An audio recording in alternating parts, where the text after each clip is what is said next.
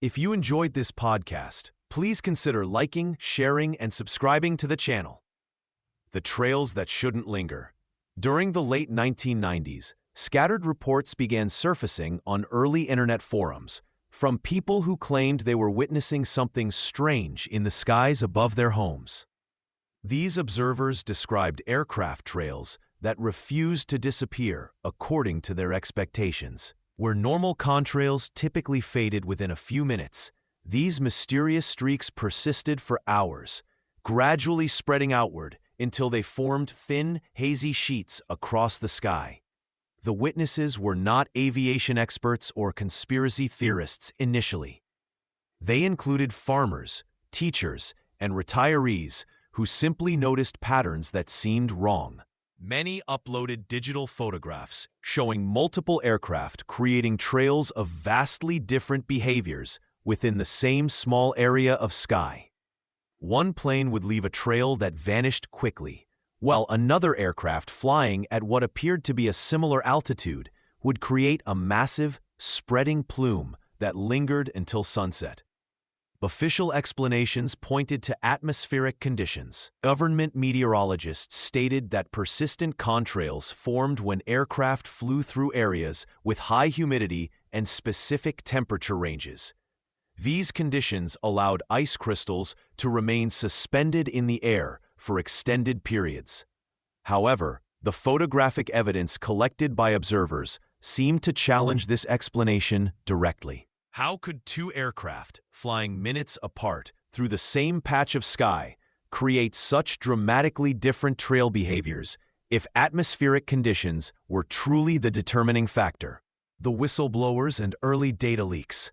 The first major crack in official silence came in 1996 when a U.S. Air Force document titled "Weather as a Force Multiplier: Owning the Weather in 2025" surfaced publicly. This 52-page research paper outlined theoretical methods for military weather control, including aerosol dispersal systems that could modify atmospheric conditions. While the document clearly stated it was speculative research, its detailed descriptions of airborne chemical delivery systems sent shockwaves through activist communities. Environmental groups seized on the timing. Just as more people noticed persistent trails, here was official military literature discussing exactly such capabilities. Independent researchers began collecting air and rainwater samples from areas beneath heavy trail activity. Laboratory results consistently showed elevated levels of aluminum, barium, and strontium, the same metals mentioned in weather modification patents and atmospheric research papers. Dr. Marvin Herndon's published studies in 2015 documented aluminum levels in rainwater that exceeded normal background concentrations by factors of 10 or more. Similar findings emerged from citizen-led testing across multiple states. Government agencies dismissed these results as contamination or measurement errors, but offered no independent verification studies to support their claims. This pattern of denial without investigation only deepened public suspicion about what was really happening in the skies above. The rise of geoengineering. Documents. By 2003, something strange happened in academic circles. Scientists began publishing papers about deliberately spraying particles into the atmosphere to fight global warming. They called it solar radiation management, a technique that would scatter sunlight back into space using tiny reflective particles released at high altitudes. The research appeared in respected journals, complete with detailed charts showing how aluminum oxide and sulfur compounds could cool the planet. For chemtrail researchers, these papers felt like vindication. The methods described matched their observations perfectly. Scientists discussed using aircraft to disperse aerosols in grid patterns across the sky. They calculated optimal flight altitudes that corresponded exactly to where people reported seeing persistent trails. Patent documents emerged showing designs for atmospheric particle injection systems, some dating back to the 1990s. What made this development particularly unsettling was the scientific community's insistence that these were only theoretical studies. Researchers emphasized that no actual spraying programs existed. Yet declassified Department of Defense budgets showed millions allocated to atmospheric research projects with vague descriptions. Academic conferences featured presentations on aerosol dispersal technology, funded by agencies that typically remained classified. The line between conspiracy theory and climate science had become impossibly thin. How could observers distinguish between legitimate contrails and experimental geoengineering tests when the proposed methods were identical to what people claimed to witness daily? Conflicting evidence and global alarm.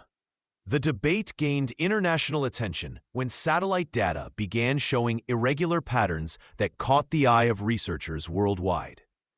NASA's own atmospheric monitoring systems recorded unusual aerosol concentrations appearing in specific regions, often coinciding with reports of persistent aircraft trails.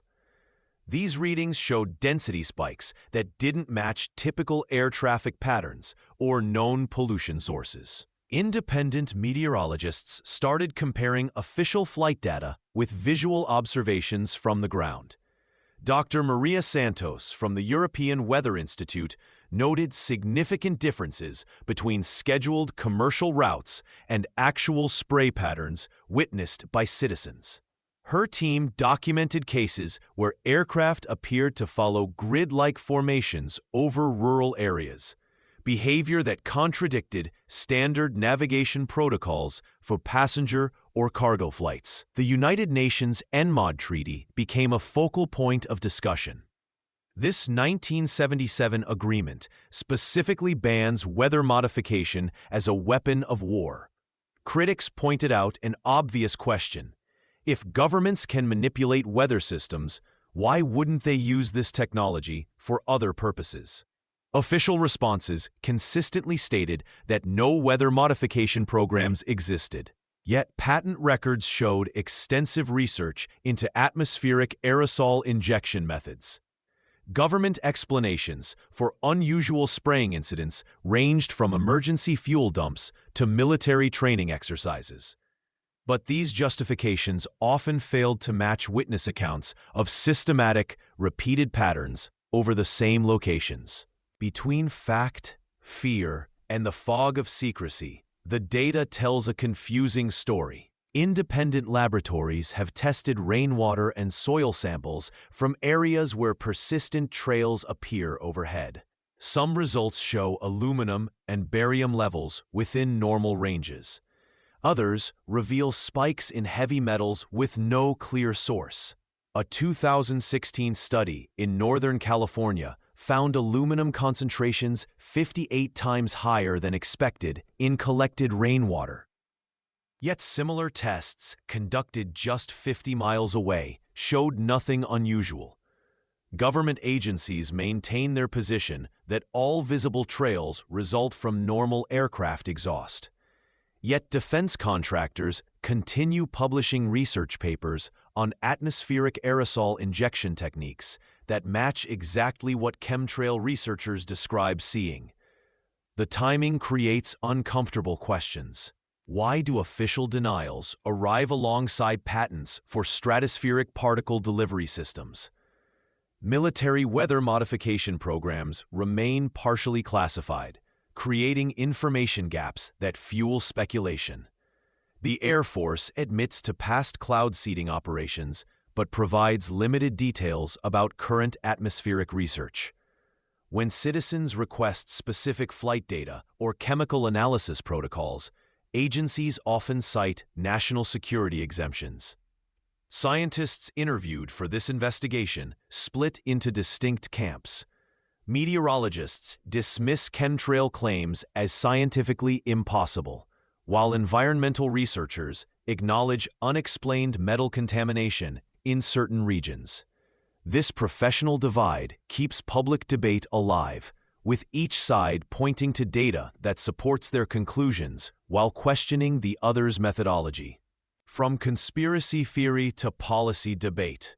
In 2010, the Brookings Institution published a formal policy report titled The Geoengineering Option.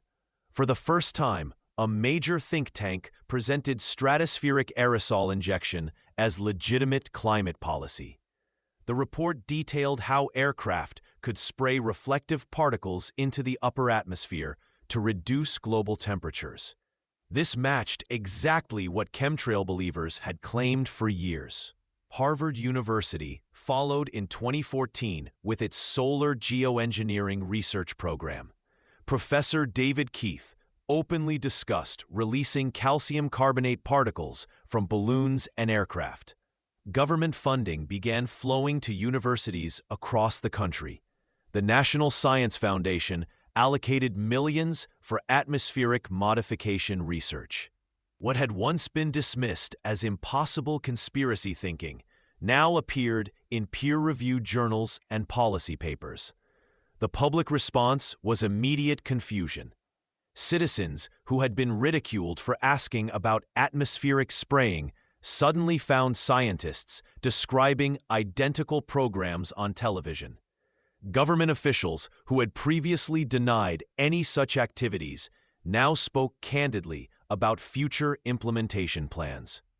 This shift created deeper suspicion rather than resolution. If these programs were acceptable now, many wondered what had really been happening in previous decades.